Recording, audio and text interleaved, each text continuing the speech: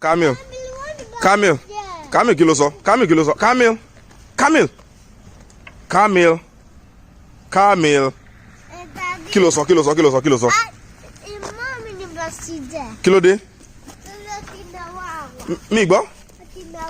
Mọ́mí náà yín. Torí ẹ̀ ló wá ń pẹ́ mọ́mí bá sì jẹ́.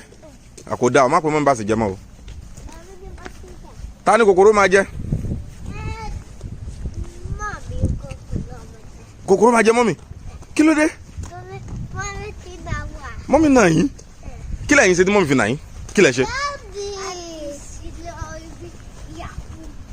Ẹ lọ sí bẹ́ẹ̀dì Yakubu. Ṣé bí mọ́mí sọ pé tó bá ti tó àsìkò tó yẹ kẹ́ ẹ sùn kẹ́yìn náà máa lọ sí bẹ́ẹ̀dì Yakubu mọ́. Ẹ̀yin náà aláìgbọràn ni. Èmi náà ò gbọ́ràn. Èmi ò gbọ́ràn. Mo ti mọ nǹkan tí màá ṣe fún ẹ. Mi ní mú ẹ lọ sínú igbó mọ́.